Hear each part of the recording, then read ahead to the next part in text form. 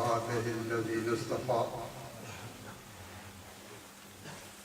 خصوصا على سيد الرسل وخاتم الأنبياء وعلى آله الأتقياء وأصحاب الأشرياء أما بعد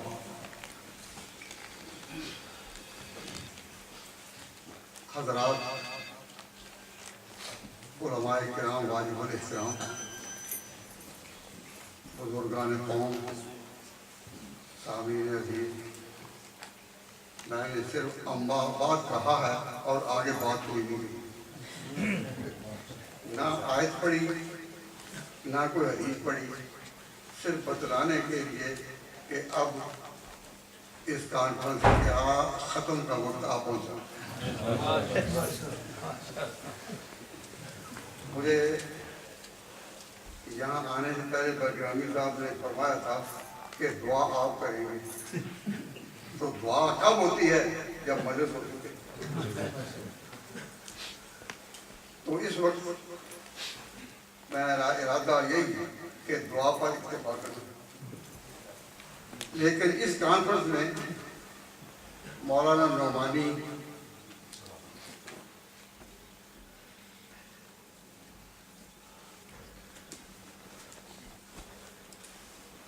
مولانا امداد الحق نعمانی دامت برکاتہ کی استقامت سے متاثر ہو کر میں مانچسٹر یہاں حاضر ہوا ورنہ شکل سماعت کی تکلیف سے اس لائق نہ تھا کہ آ سکوں اور بیمار آدمی کے لیے عذر کافی ہوتا لیکن اس کے بعد کہ ابھی ان دنوں ان کے بھائی کا انتقال ہوا اور بھائی کا انتقال کوئی معمولی بات نہیں ہوتی جو ہی مجھے خبر ملی یہاں مانچسٹر میں کہ ان کے بھائی کا انتقال ہوا اور یہ اس وقت پاکستان میں تھے تو سوال پیدا ہوا کہ اتنے بڑے صدمہ کے بجا سے یہ کانفرنس اب ان کی ملتوی ہو کس کی ہمت ہے کہ غموں سے چور ہو کر اتنی بڑی محفل منعقد کرے لیکن جب مجھے پتہ چلا کہ مولانا نے استقامت دکھائی ہے کہ صبر کا پہلا مرحلہ جو حضور نے فرمایا تھا کہ کسی کی وفات پر صبر کا پہلا مرحلہ یہ الصبر عند صدمۃ الموت سبحان اللہ الصبر کہ یہ صبر جو ہے وہ ہے یا جب صدمہ پہلے آئے تو یہ باتیں تو بہت سنی تھی لیکن استقامت دیکھی تو ان کی دیکھی تو دل میں آیا کہ اگر یہ اتنے بڑے صدمہ سے دو چار ہو کر پاکستان سے یہاں آ سکتے ہیں تو میں مانچسٹر سے کیا برمنگھم نہیں آ سکتا اللہ تبارک و تعالیٰ مرحوم کو جنت عطا فرمائے اور ان کی آخرت میں ساری آخرت کی جو مندریں ہیں ان کو آسان فرمائے اور مولانا نے جو استقامت کا مظاہرہ کیا اس سے دل کو کچھ حوصلہ ملا تو اس وقت میں دعا کرنے لگا تھا لیکن یہ کوئی چٹے بھی بہت مفید ہے اس وقت اگر تقریر نہیں تو کوئی چٹوں کی بات ہی ہو جائے تو میں ارادہ کر رہا تھا دعا کا کسی نے چٹے دے کر ہمیں کہا کہ نہیں اور میں نے مجھے افسوس ہو رہا اپنے پر کہ میں چٹ وصول کیونکہ وہی دیتا ہوں لیکن ہمارے ہاں ادھار نہیں ہوتا یہاں نعرہ لگ رہا بار بار کہ اہل حق کن کو کہا گیا ابھی جو نعرہ تھا نا کہ اہل حق کن کو کہا گیا آپ یہ جو مجموعہ ہے یہ جو شیخ کانفرنس ہے یہ جو عظمت صحابہ کانفرنس ہے اور یہ جو ایک مجلس کی بہار ہے تو آج حق کا تو مانا ہے کہ حق بات چھپاؤں نا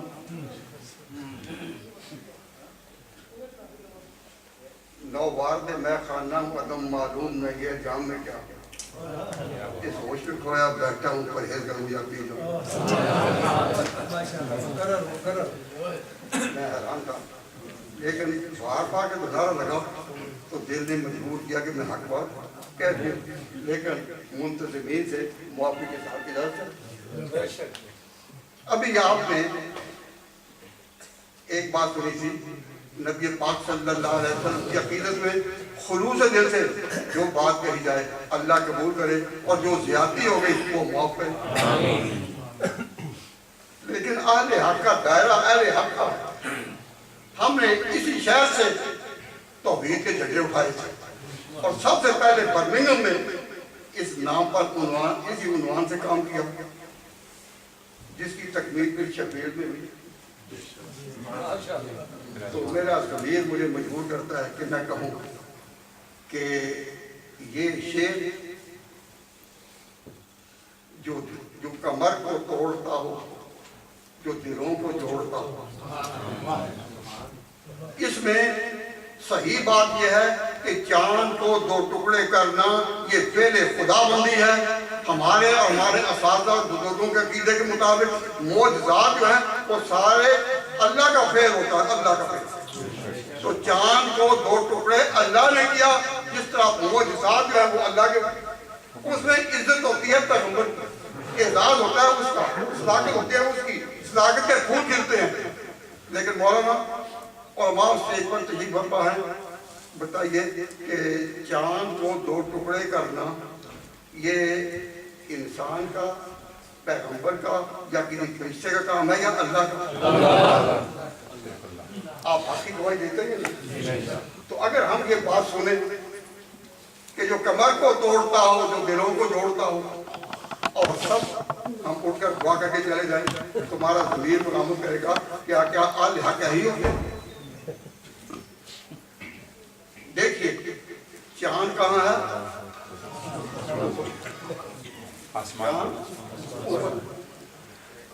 میں زمین کی بات کرتا ہوں۔ موسیٰ علیہ السلام کے لیے اللہ تبارک و تعالیٰ نے دریا کو توڑ دیا تھا یا نہیں؟ موسیٰ علیہ السلام کے لیے اللہ نے دریا کو توڑا تھا یا نہیں؟ لیکن جب دریا کو توڑا تو قرآن کریم نے اس کی اشارت دی، اللہ تعالیٰ نے بنی اسرائیل کو مخاطب کر دیا کہ فرقنا بکم البحر، ہم نے توڑا تھا، اس فرقنا بکم البحر، دریا کو ہم نے توڑا۔ اللہ نے کہا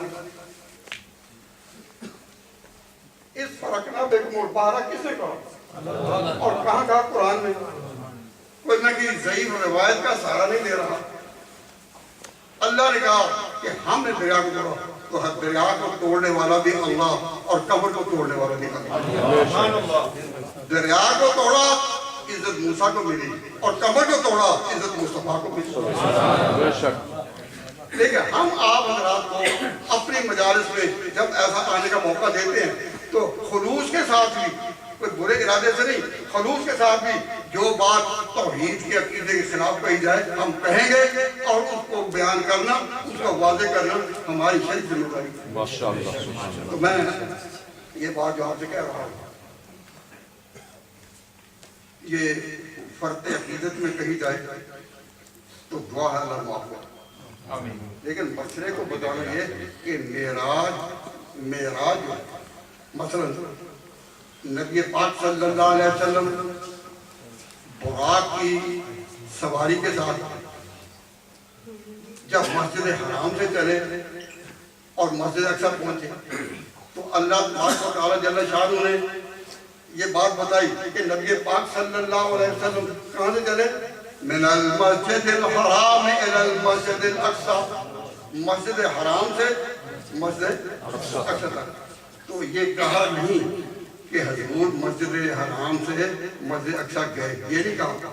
سبحان الذی اسریٰ بعبدہ، پاک ہے وہ ذات جو لے گیا مسجد حرام سے مسجد اقصی تک حضور کو، تو حضور کو بھی مسجد حرام سے مسجد اقصی اللہ لے گیا۔ بعض لوگ معراج کے بارے میں سوال کرتے ہیں کہ جی حضور کیسے اتنی تیز رفتاری سے اور برق رفتاری جا سکتے تھے؟ تو میں کہا کرتا ہوں کہ اللہ نے کب کہا کہ وہ گئے؟ اللہ نے کہا میں لے گیا۔ سبحان الذی اسریٰ بعبدہ، تو بیرال میں مسجد حرام سے وہاں تک لے جانے والا کون؟ اللہ. اور مسجد اقصی سے ساتوں آسمانوں کے آگے لے جانے والا کون؟ اللہ. سارے معجزات پر حق ہیں. ہمارا اہل سنت والجماعت کا عقیدہ ہے کہ پیغمبروں کے معجزات پر حق، اولیاء کی کرامات بھی حق، لیکن روایت صحیح چاہیے. تو یہ میں نے علماء سے بصد معذرت اور مولانا نعمانی سے معافی کی درخواست کرتے ہوئے، کیونکہ ان کی بڑی محفل میں یہ بات کہوں، لیکن اگر میں یہ نہ کہوں تو میں امید کرتا کہ میرے بعد جو آئے گا مقرر وہ کہہ دے گا وہ میرے لیے گوشہ برگرامی صاحب نے چھوڑا، کہا کہ آپ ہی غور کریں گے تو معلوم آباد میں کوئی آؤں. اسی میں اس کو چھوڑ بھی نہیں سکتا. تو میں اس وقت ایک بات آپ میں ماشاءاللہ صرف نعرے لگانے والے اور جوش کا مظاہرہ کرنے والے ہی نہیں، آگے کچھ حضرات، کچھ نوجوان، کچھ طالب علم آج جدید تعلیم یافتہ ہوں، کچھ تو گئے بیٹھے. میں ایک بات آپ سے پوچھ کر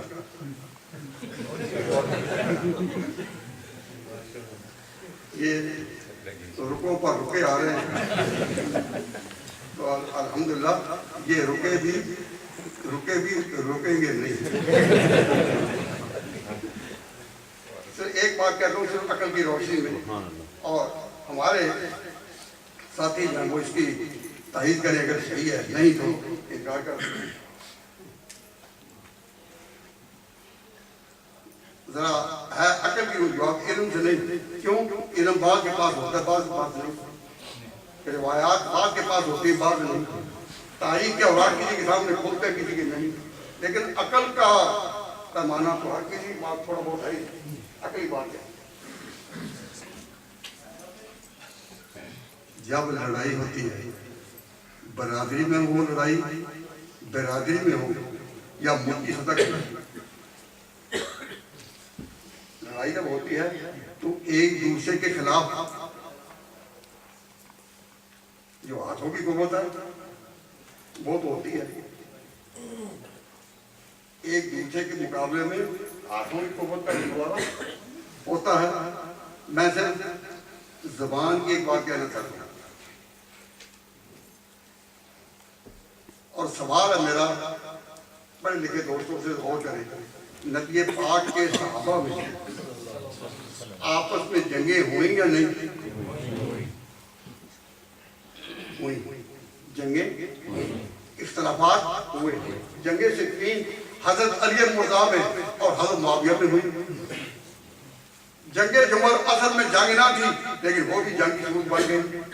تو آپس میں اختلافات ہوتے رہے، اس سے تو کوئی انکار نہیں. لیکن اے ارباب عقل و دانش، میں آپ سے پوچھتا ہوں، تاریخ کے اوراق کی طرف لوٹے واپس.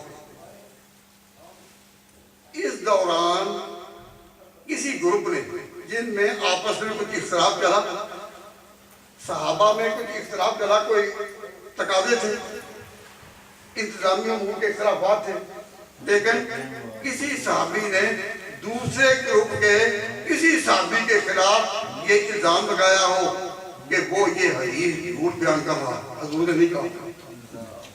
ادھر والے بھی حضور کے غلام، ادھر والے بھی غلام، یہ بھی امتی وہ بھی امتی، یہ بھی روایات حضور سے لانے والے اور یہ بھی لانے والے. لیکن اس کیمپ کے لوگوں نے ایک مثال بھی کوئی دو اس کیمپ والوں کو گوارن کہا ہو کہ یہ جھوٹ بول رہے ہیں، یہ حضور نے نہیں کہا تھا.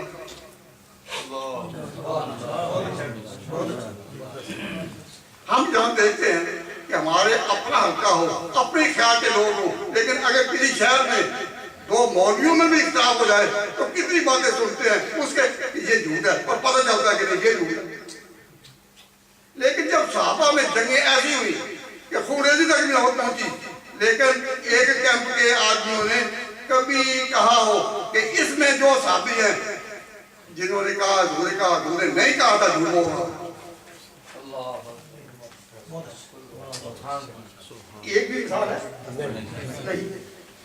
اور جب آپس میں وہ ایک دوسرے کے سامنے آتے تھے تو حدیثیں بیان کرتے کیا حضور نے کیا نہیں فرمایا، دوسرا کہتے ہاں فرمایا، پھر آگے استدلال کرتے تھے. لیکن صحابہ کی عظمت، یہ کانفرنس عظمت صحابہ پر ہے، تو صحابہ کی عظمت کے بارے میں یہ تاریخی نکتہ کہ ان میں اختلاف کے باوجود کبھی کسی گروپ نے دوسرے کی دیانت کو جائز نہیں کیا، ان کی رائے پر تو اختلاف کیا، رائے پر لڑائی بھی کی، جو انور کی وہ کرتے دکھائی، لیکن کسی کی دیانت کو مجبور نہیں کیا۔ یہ بات ذرا غور کریں، کسی کی دیانت کو، تو صحابہ کرام وہ طبقہ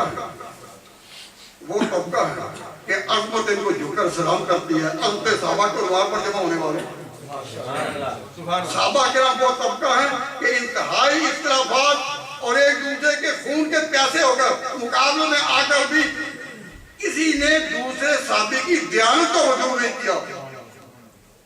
کتنے علماء بیٹھے اسٹیج پر، میں سب سے کہتا ہوں میرا لحاظ اس میں نہ کرے، کوئی ایک شائبہ بھی ہو میں اس کا جواب دینے کے لیے تیار ہوں۔ صحابہ کرام وہ طبقہ ہے کہ جن پر مخالف ترین نے بھی کبھی ان کی دیانت کو چیلنج نہیں کیا۔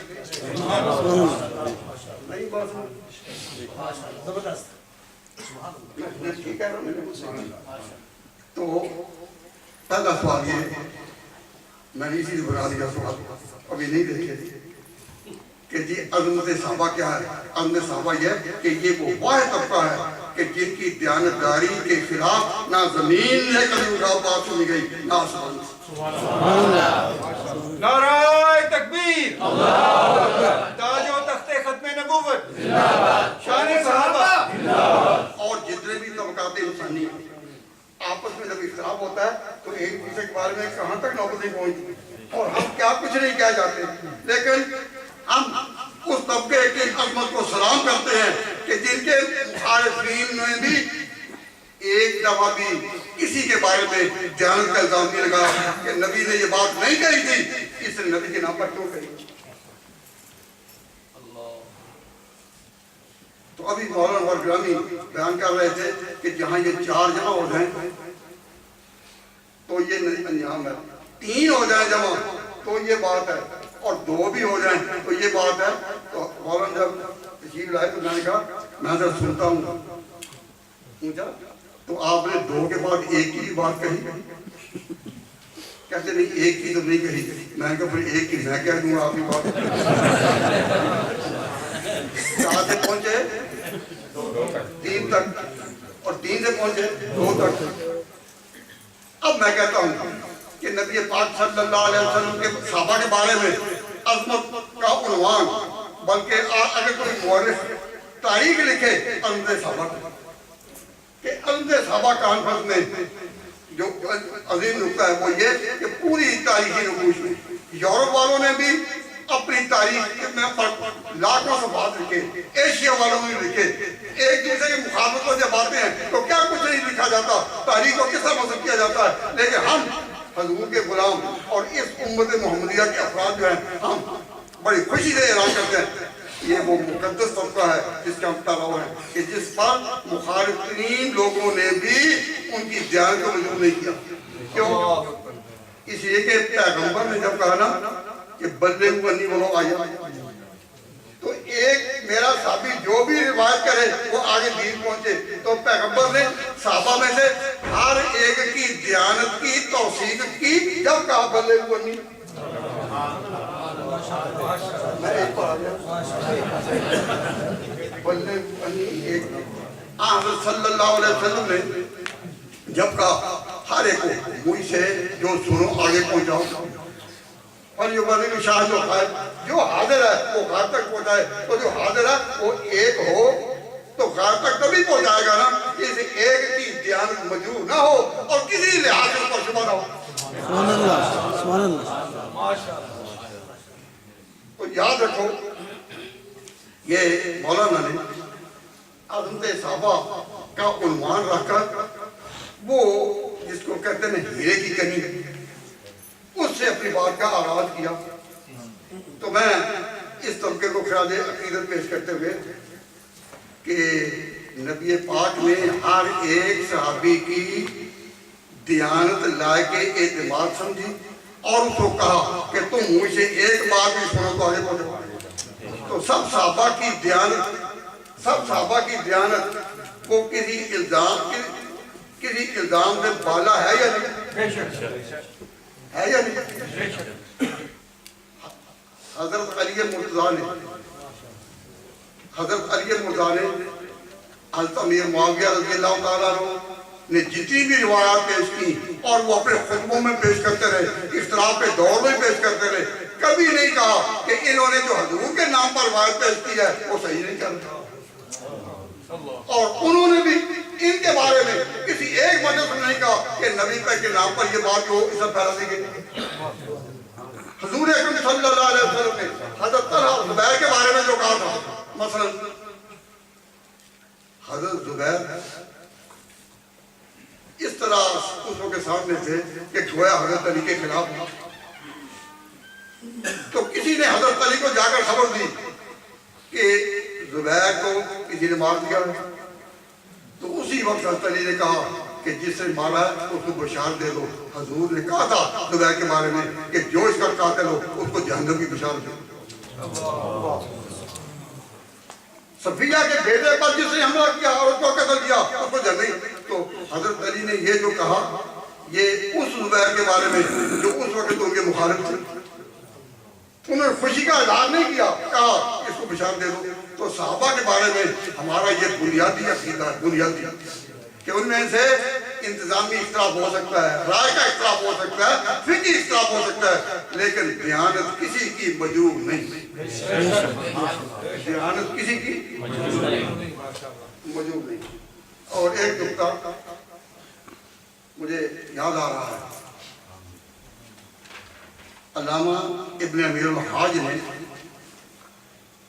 منیہ کی شرح میں وہ نکتہ بیان کیا، وہ یہ کہ کوئی صحابی، حضور کا کوئی صحابی دین کی کوئی بات ایک صحابی بیان کرے اور دوسرے صحابہ میں سے کوئی اس کی تردید نہ کرے، اس کو اجماع امت کا درجہ حاصل ہے۔ سورہ فقہ میں یہ بات یاد رکھنے کے لیے کہ ایک صحابی کوئی بات کہے دین کی اور باقی صحابہ میں سے کسی نے اس کی مخالفت نہ کی ہو، تو اس بات کو اجماع امت کا درجہ حاصل ہوتا ہے، اور اجماع امت دین میں حجت ہے سب کے نزدیک۔ مثلا میں ایک اختلاف کے لحاظ سے تو نہیں لیکن مثال کے لیے حدیث پیش کر رہا ہوں کہ حضرت جابر بن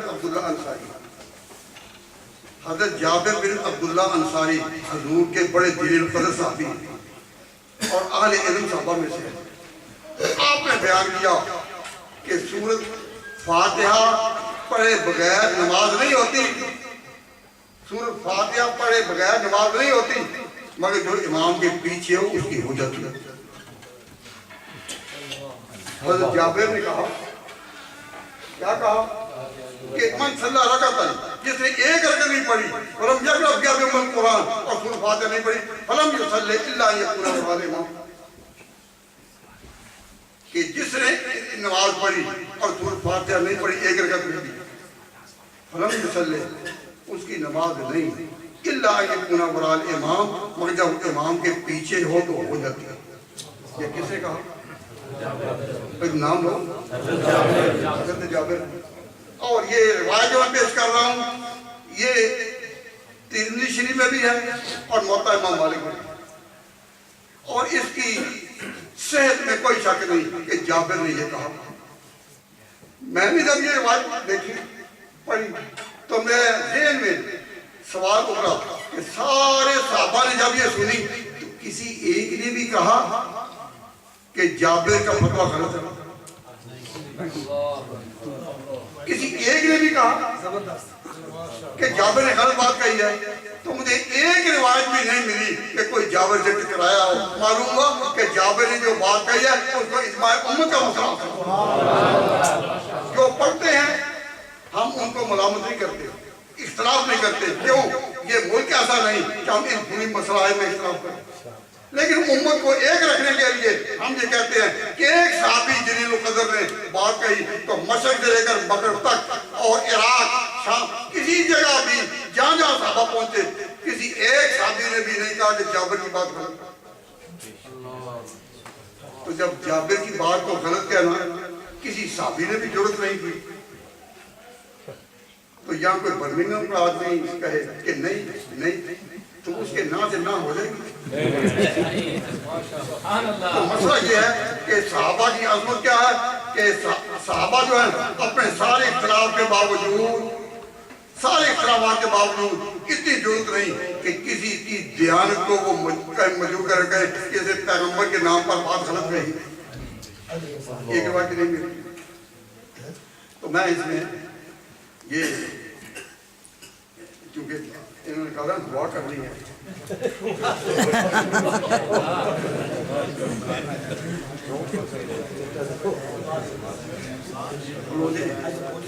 یہ ایسے پہلے آ گیا کہ اسلام میں صحابی کا قول و عمل امت کے لیے حجت ہے یا نہیں. تو اس کا جواب تو مولانا گرامی نے اپنی تقریر میں دے دیا تھا کہ اللہ تعالیٰ فرمایا کہ اے امت محمدیہ وَكَذَلِكَ جَعَلْنَاكُمْ أُمَّةً وَسَطًا لِتَكُونُوا شُهَدَاءَ عَلَى النَّاسِ کہ تم سارے لوگوں پر اللہ کے گواہ ہو. تو جب صحابہ کو کہہ دیا گیا کہ تم اللہ کے گواہ ہو تو صحابی کا قول حجت ہو گئے نا. صحابی کا قول حجت ہے دو شرطوں کے ساتھ. ایک یہ کہ قرآن کی کسی آیت کے خلاف نہ ہو. نمبر دو فرمودہ رسالت کے خلاف ہو. نہ نبی پاک کی کسی بات کے خلاف ہو نہ اللہ کی بات کے خلاف ہو. جاؤ صحابی ایسی بات کہے جو ان دونوں کے خلاف نہ ہو وہ ہم پر حجت ہے. تو یہاں ایک بات جو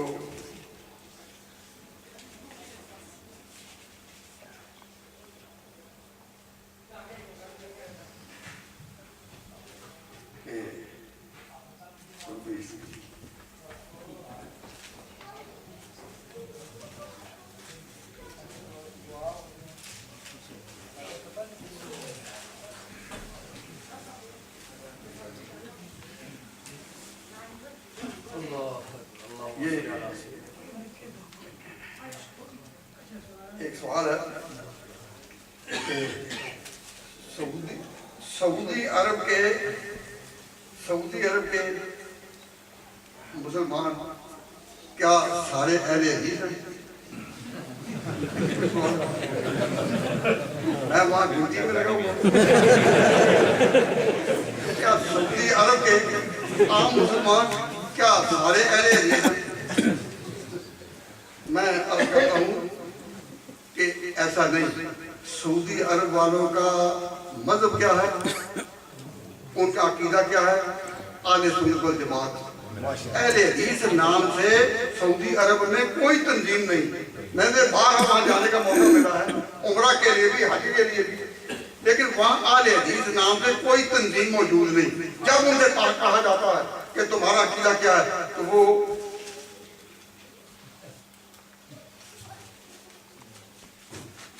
سعودی عرب نے یہ اپنا عقیدہ شائع کیا ہے, حج کے موقع پر لوگوں کو دیتے ہیں, اور اس کا نام کیا ہے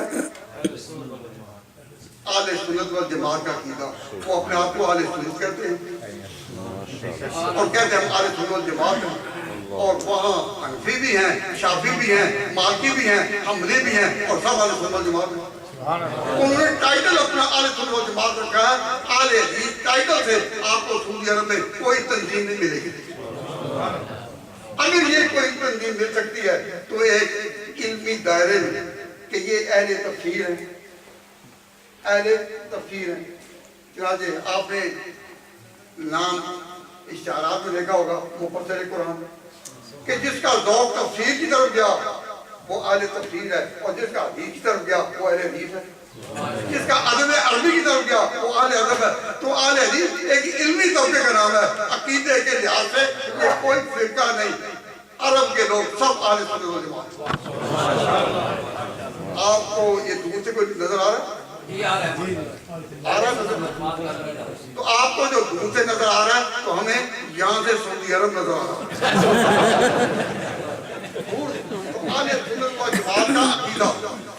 عقیدہ اہل سنت والجماعت کیوں ہے؟ یہ کیوں؟ کیا سن لو، جو 4 امام ہیں، 4 امام، ان کے نام تو آپ کو آتے ہوں گے نا؟ اس میں پہلا نام ہے امام ابو حنیفہ رحمۃ اللہ علیہ کا، اور چوتھا نام ہے امام احمد بن حنبل۔ ائمہ اربعہ میں پہلا نام کس کا؟ امام اعظم ابو حنیفہ کا، اور چوتھا نام امام احمد کا۔ ان دونوں کے فقہ کے اصولوں میں یہ بات پختہ ہے، اور بڑی ذمہ داری سے کہتا ہوں کہ احناف کے ہاں بھی صحابی کا قول حجت ہے، اور حنبلیوں کے ہاں بھی احمد محمد کا بھی صحابی کا قول حجت ہے۔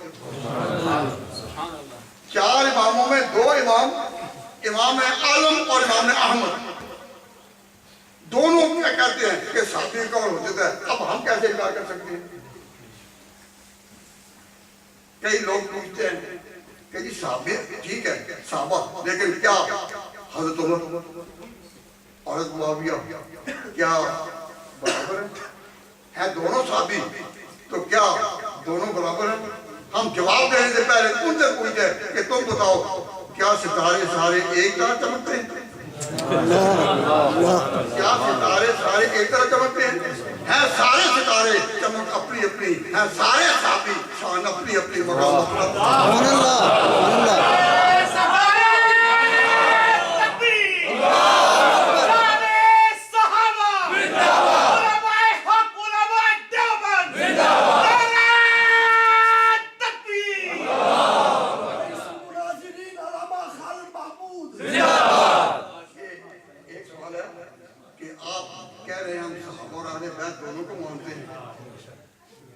لیکن صحابہ اور اہل بیت میں کوئی فرق بھی ہے؟ وہ ہم فرق کرنے آئے ہیں کہ جوڑنے؟ ہم تو جوڑ بیان کر رہے ہیں دونوں کو ماننے والے، لیکن کیا کوئی فرق بھی ہے؟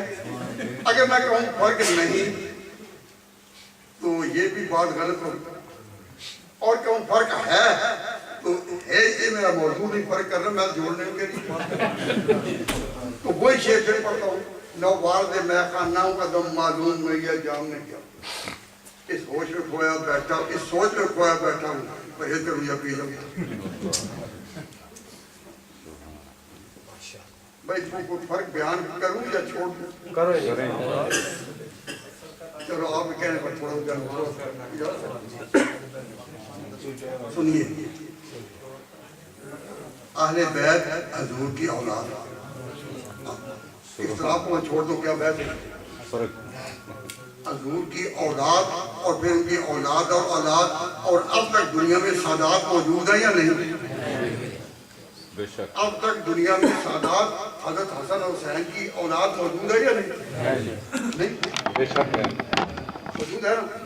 تو اہل بیت تو اب تک موجود ہے کہ نہیں؟ ہم حضور کی اولاد میں کوئی حضرت حسن کی اولاد ہو، حسین کی اولاد ہو، اور اس وقت کا ہو یا آج کا ہو، ہم ہر ایک سے محبت کرتے ہیں، پیار کرتے ہیں۔ حضور کی اولاد میں آپ کی جس کی طرف نسبت ہو گئی، ہم اس کی تعلیم اور محبت کرتے ہیں۔ تو اہل بیت اب تک موجود ہے یا نہیں؟ بولیے موجود ہے، لیکن آج کوئی صحابی موجود ہے؟ نہیں۔ معلوم ہوا صحابہ کا مقام یہ ہے کہ صحابیت ختم ہو چکی، لیکن اہل بیت اب تک موجود ہے۔ نبی کی شان میں ختم نبوت، ختم نبوت کہاں پڑھنے کی جاتی ہیں؟ اس نبی کی شان یہ، اس پر نبوت ختم ہے اور اسی دور پر صحابیت ختم ہے، اور نہ کوئی نبی آئے گا نہ کوئی صحابی ہوگا۔ ماشاءاللہ، ماشاءاللہ۔ لیکن اہل بیت ہیں اور رہیں گے، اور ان کی برکت ہے، ہمیں ان سے محبت ہے۔ اگر اہل بیت اب تک رہیں، اگر اہل بیت اب تک رہیں تو وہ محدود ہوئی یا لامحدود؟ اہل بیت کو فرضی طور پر اگر آپ شمار کریں تو اس وقت سے لے کر اب تک جو حضور کی اولاد میں چلے آ رہے ہیں، حضرت حسن کی اولاد ہو یا حسین کی، تو اہل بیت اب تک موجود ہیں۔ تو ان کو پورے ملکوں میں، پوری دنیا میں دیکھو تو محدود ہے یا لامحدود؟ کیوں جی؟ لامحدود۔ اور صحابہ لامحدود ہے یا محدود؟ صحابہ کی گنتی ہو چکی. انظر خوابہ دیکھو یا صحابہ دیکھو, صحابہ پر کتابیں لکھی گئی تو صحابہ کی تعداد اور گنتی وہی جو ہو چکے, اب کوئی نہیں آئے. اور اہل بیت اب تک ہے اور ان کی تعداد لامحدود. تو اطاعت محدود کی تو ہو سکتی ہے, لامحدود کی تو نہیں ہوئی. کیا کوئی مسلک اور عقیدہ اس پر نہیں چلا ہے کہ لامحدود کی اطاعت ہم محدود کی اطاعت کر سکتے ہیں؟ لامحدود کی اطاعت کون کرے؟ ہو ہی نہیں سکتی. تو جو کہا نا کہ صحابہ اور اہل بیت میں کیا فرق ہے, تو اتنا نہیں فرق ہی بیان کیا. معلوم ہوا کہ نبی پاک صلی اللہ علیہ وسلم کا دین جو ہے آگے, جس طرح ختم نبوت میں حضور پر نبوت ختم ہے, تو آخری صحابی جس نے حضور اکرم صلی اللہ علیہ وسلم دیکھا, اس کی وفات کے بعد صحابی ختم. کیوں؟ جب چند صحابی رہ گئے تھے تو مسلمان ان آنکھوں کی تلاش کرتے تھے. جب آپ نے کسی کو دیکھا ہو نا, جب آپ کسی کو دیکھیں تو اس کی آنکھ پر کوئی تصویر سی اپنی آ جاتی ہے, آ جاتی ہے. تو اس وقت کے مسلمان تلاش کرتے تھے کہ ان آنکھوں کو دیکھو جن پر کبھی جلوہ محمدی اترا, ان آنکھوں کو دیکھو. تو صحابہ کرام کے پاس ہی وہ آنکھیں تھی جن پر جلوہ محمدی اترا. اب دنیا میں کوئی شخص ایسا نہیں جو یہ دعویٰ کر سکے کہ میں نے اس ناسوتی حیات میں نبی پاک صلی اللہ علیہ وسلم دیکھا. تو بارہ اس میں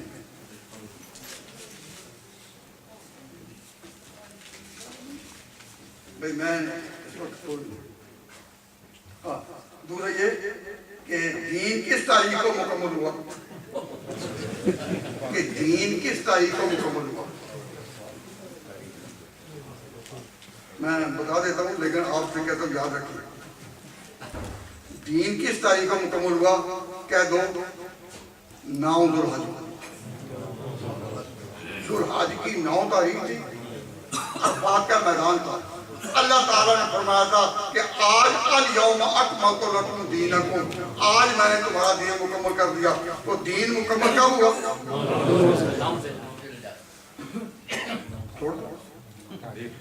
دین مکمل کیا ہوا؟ 9 ذوالحج. اور عرفات کے میدان میں یہ حج کب ہوتا ہے؟ 9 جو بھی دن ہے, تو یہ حج کا دن تھا. اور یہ آیت اتری الیوم اکملت لکم دینکم, تو دین مکمل کب ہوا؟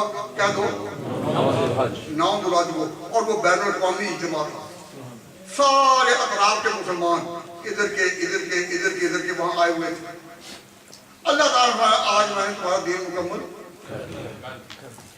کر دیا, آج میں نے تمہارا دین مکمل کر دیا. تو دین ہوا 9 ذوالحج کو مکمل. جب حج ہو گیا تو سارے حاجیوں کے قافلے اپنے اپنے سمتوں جا لے. مشرق والے ادھر جا رہے ہیں, مغرب والے ادھر جا رہے ہیں, ادھر جا رہے ہیں, ادھر جا رہے ہیں. سارے جب اپنے اپنے علاقوں کو جانے لگے تو حضور نے کدھر آنا تھا؟ حضور نے کدھر آنا تھا؟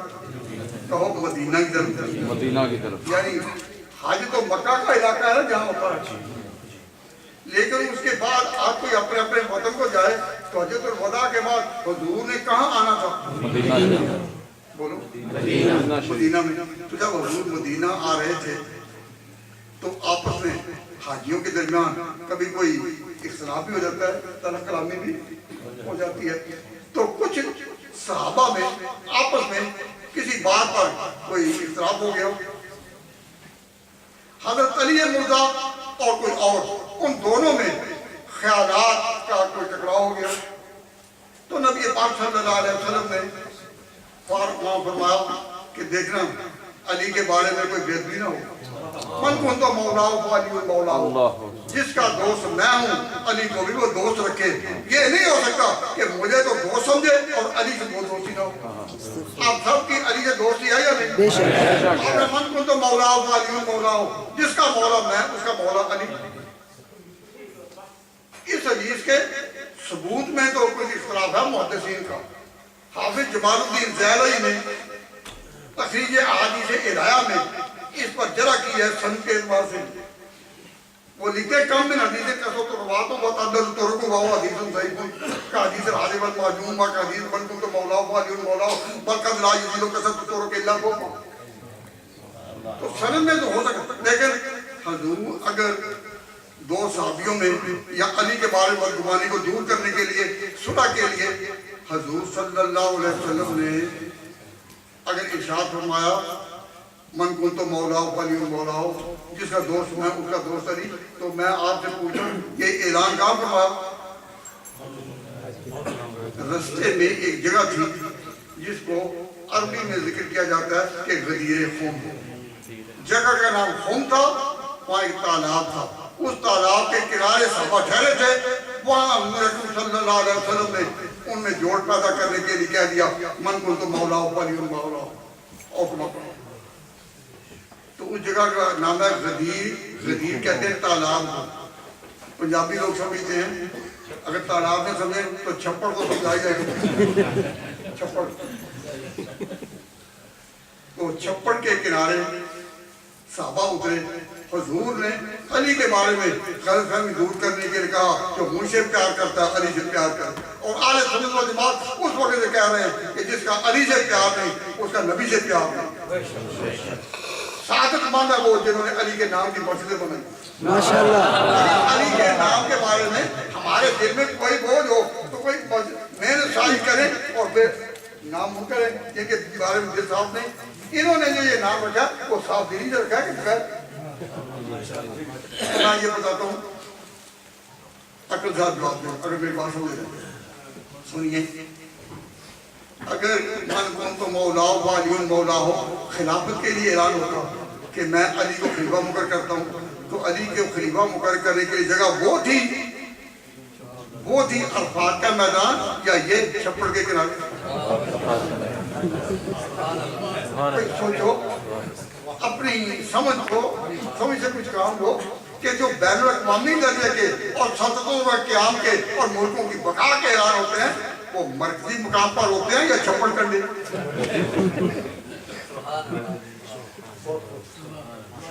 جواب نہیں دے رہے.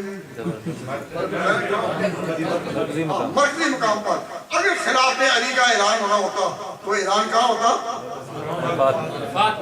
عرفات میں. جو یہاں اعلان ہوا وہ پھر مرکزی نوعیت کا نہیں, خلافت کا نہیں, نظم مملکت کا نہیں, سلطنت کا نہیں. یہ جو اختلاف ہے یہ جزئی ہے. اس سے یہ پتہ چلا, میں کہا کرتا ہوں ان دوستوں سے جو کہتے ہیں کہ جی یہ خلافت کا اعلان تھا, تو میں کہتا ہوں تو خلافت کا اعلان کہاں ہوا؟ کہ غدیر خم میں. جب غدیر خم میں ہوا تو کیا تاریخ تھی؟ 18 ذوالحج. تو دین مکمل کب ہوا تھا؟ دین مکمل کب ہوا تھا؟ 9 ذوالحج کو. اور غدیر خم کا واقعہ کب پیش آیا؟ 18 ذوالحج کو. تو 18 ذوالحج کو جو چیز بھی ہو وہ انتظامی درجے کی ہو سکتی ہے, اصول دین سے نہیں ہو سکتی. ماشاءاللہ اہل سنت والجماعت کا عقیدہ ہے کہ اصول کے خلافت اصول یہ ایک انتظامی امور میں سے ہے. جہاں مسلمان قوم رہتی ہو ان کا کوئی آخر نظام ہوگا تو یہ انتظامی امور میں سے ہے, آسمانی امور میں سے نہیں. آسمانی امور میں آخری مرتبہ ختم نبوت کا ہے, اس کے بعد کوئی آسمانی مرتبہ نہیں ہے.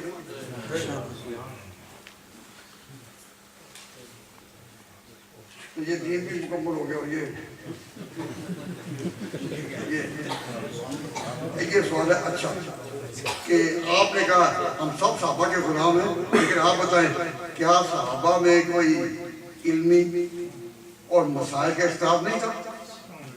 صحابہ میں اگر کچھ مسائل کا اختلاف ہو تو کیا سب کو صحیح سمجھنا چاہیے یا غلط کو غلط کہنا چاہیے؟ بڑا خطرناک سوال ہے. ہم کس طرح عزم صحابہ کانفرنس میں یہ کہیں کہ غلط کو غلط کہنا چاہیے؟ نہ. سنو سوال ہے صحابہ میں اگر کچھ مسائل کا اختلاف ہو تو کیا سب کو صحیح سمجھنا چاہیے؟ میں کہتا ہوں ہاں. عمل کرو کسی ایک پر, عمل کرو کسی ایک پر, لیکن دوسروں کو غلط نہ کہو, سب کو صحیح سمجھنا چاہیے. کیوں؟ حضور نے جب فرمایا تھا کہ اصحابی کا نجوم میرے ساتھ صحابہ ستارے ہیں, تو کہا تھا میں یہ مقتدیات ہوں, میں احتجاج ہوں. جس کی بھی پیروی کرو ہدایت ہوگی. معلوم ہوا لائنیں اگر مختلف بھی ہو کسی کی پیروی کرو وہ ہدایت ہوگی, لیکن دوسروں کو غلط نہ کرو, دوسروں کو غلط نہ کرو. ہم صحابہ کے بارے میں یہ سمجھ رکھتے ہیں کہ پیروی کسی ایک کی بھی کریں دوسروں غلط نہیں کریں. 4 اماموں میں ہماری پالیسی ہے پیروی کسی ایک لائن کی کریں لیکن کسی کو برا نہیں کریں گے. تو صحابہ میں اگر کچھ مسائل کا اختلاف ہو تو کیا سب کو صحیح سمجھنا چاہیے؟ ہاں سب کو. کیا غلط کو غلط کہنا چاہیے؟ میں کہتا ہوں تو نے جو پہلا کام غلط لفظ لکھا یہ خود غلط ہے. ہم کیسے کہیں غلط کو غلط نہیں کہنا چاہیے؟ غلط کو تو غلط کہنا چاہیے لیکن ان کی بات غلط نہیں, اس لیے تم نے غلط کا لفظ غلط لکھا ہے.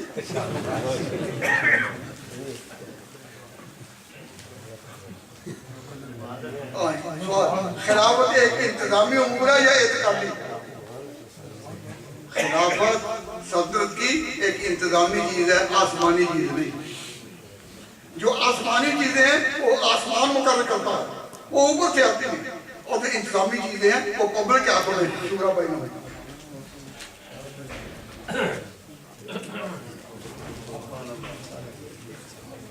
بس پہ باتیں ہو گئی ساری. اور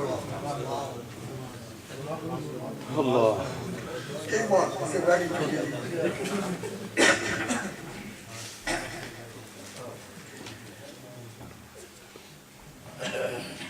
کہ صحابہ کو کسی کو برا کہنے کا حق نہیں, لیکن نہایت افسوس سے کہتا ہوں کہ اب تک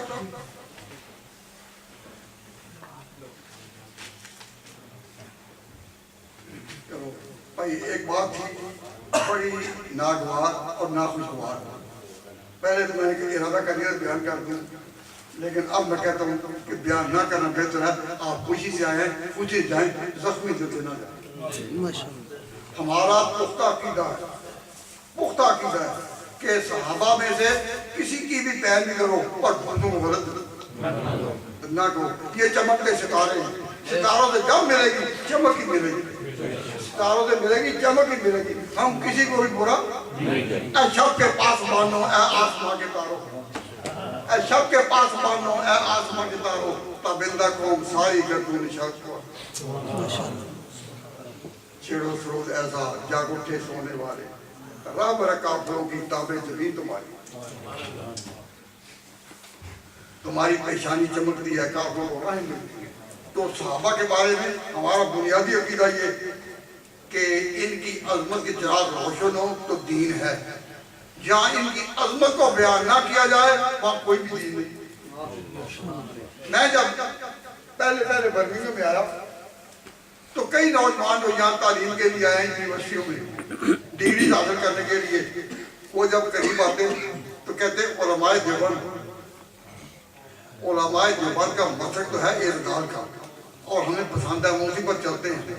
لیکن جب ہم آپس میں طالب بیٹھے ہوتے ہیں اور وہاں یہ باتیں چلتی ہیں, یہ کون ہے دیوبندی, یہ کون ہے بریلوی, تو ہمارے دل کو بہت دھکا لگتا ہے کہ مسلمانوں میں یہ فرقہ بندی کے کانٹے کیوں؟ سارے مسلمان ایک ہونے چاہیے.